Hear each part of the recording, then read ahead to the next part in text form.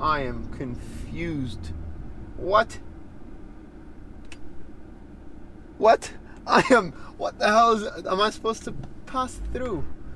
Okay. Well.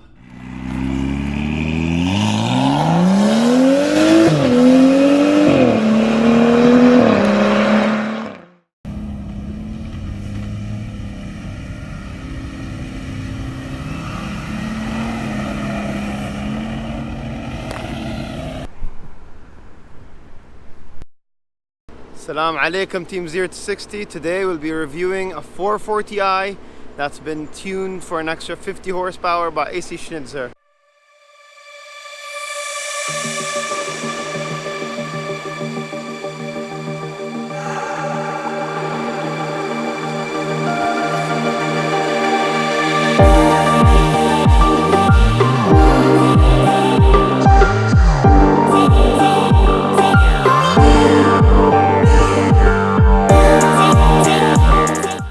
This specific car has the M Performance package that includes the front splitter and the black grille. Not included are those black painted rims and the aftermarket M4 styled mirror caps. In the package, as you can see, is the stripe across the door. Not included is the carbon fiber spoiler. In this case, the rear headlights are tinted and the M Performance exhaust is also not part of the package, while the diffuser is. This B58 engine packs 324 horsepower and 450 Newton meters of torque. However, this has been tuned by AC Schnitzer for an additional 50 horsepower and 90 Newton meters of torque and a turbo that runs at 14 psi. Now let's look inside the car. This car has the coral red interior and a modified steering wheel. It has the Alcantara body, the emblem change, the gear shifters, and the carbon fiber interior package. That includes the dashboard, the gearbox, and the handbrake.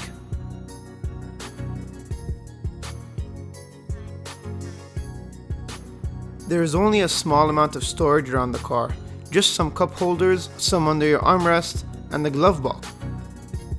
The center console is simple and easy to understand, with all air conditioning related commands such as ventilation control and temperature control. In addition, everything you need for your radio is right there within your reach. The gauges are of a classic style, which is something that works out only if you have the heads-up display. The BMW Infotainment System has been known to be easy to use and include everything you may require while you drive. My favorite feature is using the navigation and using the trackpad to write down the letters whilst I drive. So for example, if I were to type S using my finger, it would register it. It's quite accurate and I've never had problems using it while I drive.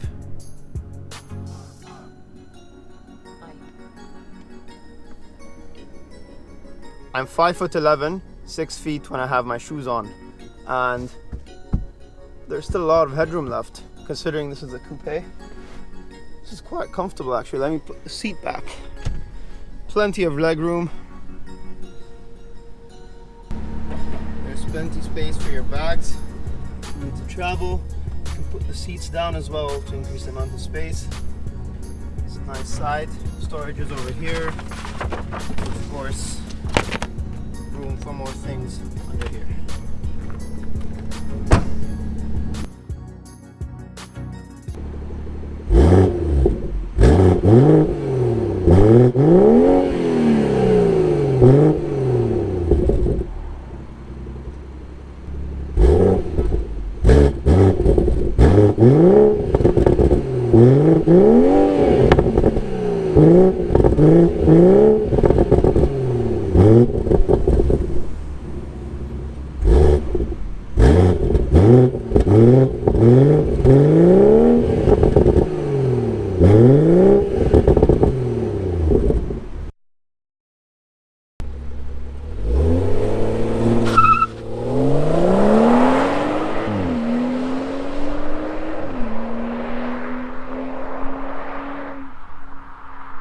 So the car can be driven in 3 modes: Comfort, Sport, Sport Plus. Eco Pro shall be ignored for the rest of this review. So we'll be starting off from Comfort.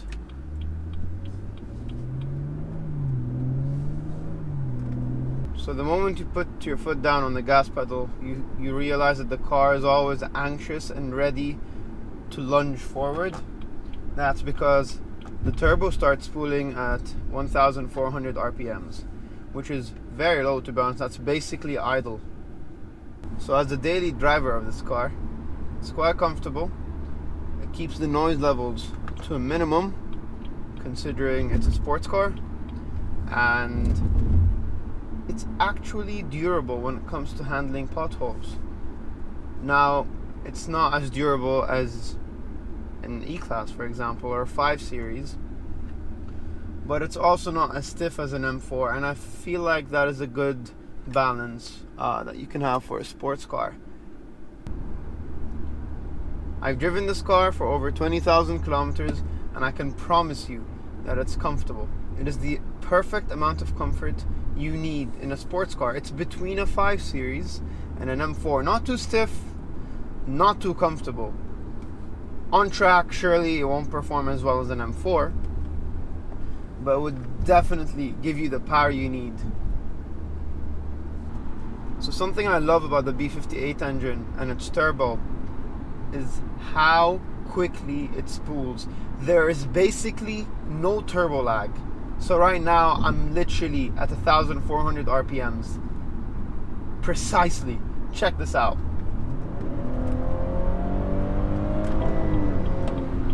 Immediately pulls. No delay.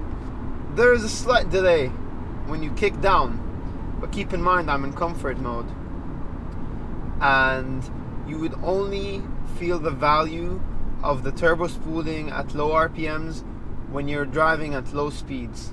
When I kick down now, I kick down and that automatically assumed that I needed to overtake someone, so it lowered the gear. So that was not the best example. There's just a little noise that comes into the cabin. Otherwise, there's barely anything.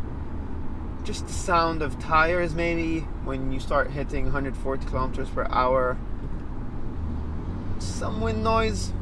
And of course, the M Performance exhaust, you can kind of hear it humming the whole time. In my opinion, that's a good thing, because I just want to feel like my car is a sports car. At the end of the day, I don't want a perfectly silent cabin. If you do, then just don't get this car with a M Performance exhaust on it. So I'm going to demonstrate the torquiness of this car at low RPMs by not putting the gas pedal all the way to the end, just halfway through, so that the car will constantly be within the turbo's range. So the turbo will be constantly spooling throughout the whole pull, which feels very nice actually. It gives you that sensation of a powerful car, a sporty car.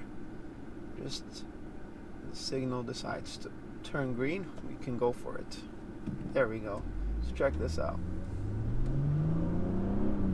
Constantly in the turbo's range. It's torquey the whole time. It's torquey from 1,400 to 4,500 RPMs. I think that's just incredible. So now I'll show you guys Sport Plus. You got the display, so that's a nice touch. Now keep in mind, when you switch the gear to S, it automatically changes the gears for you on Sport Plus mode. However, if you begin to change the gears, it will no longer do so. So this is the best way to get the most performance out of the car. Check this out. What the hell is this road? I am confused. What? What the hell am I supposed to pass through? Okay. Well, I have no idea. Oh well.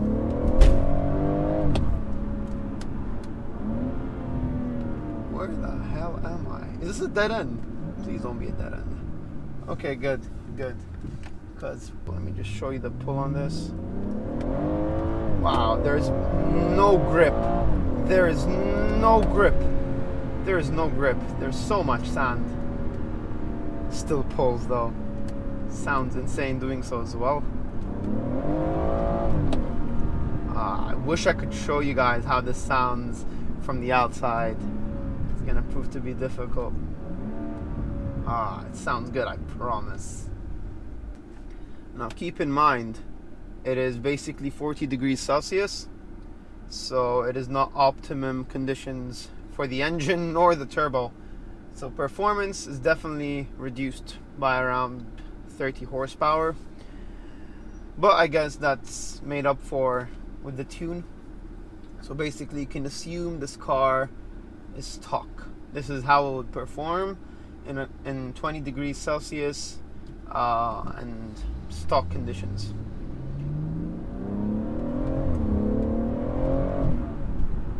It is so torquey, it's so perfect. It's always pulling you forward. And if you have it on S and you let the gear change by its own, it propels you forward and it feels so much better. Let me try this. Yeah, there we go. It's crazy. Those pops.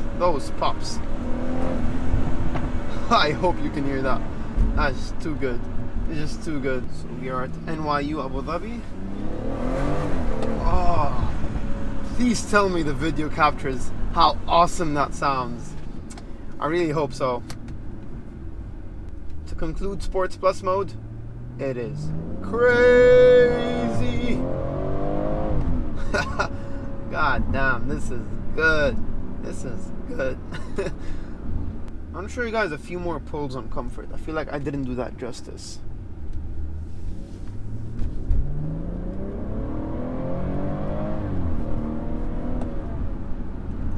It's so torquey. It's just so torquey. It keeps pulling you forward. Yeah, I cannot wait to get the downpipes installed, get the stage 2 tune on. It's just gonna be much, much better. We'll leave that for another episode. So how much would this car cost you today, bone stock? Surprisingly, you can get your hands on one for only 185,000 dirhams. That's basically nothing for what you're getting with this 440i. When I bought it, it was for 230. Now for 185, you can get an individual color. Man, those colors are insane. They have purple, blue, green, they have all types of crap. For 185, I think that's amazing. You get amazing warranty, amazing service, and it's definitely worth a buy. So for the 0 to 60 score, I've decided to give this car a 7 for its interior, a 7.5 for its exterior, an 8 for its acceleration, an 8 for its price, an 8 for its daily drivability, and an 8 for its wow factor. Reason being, this engine belongs to the Supra, so I think the overall score is 46.5.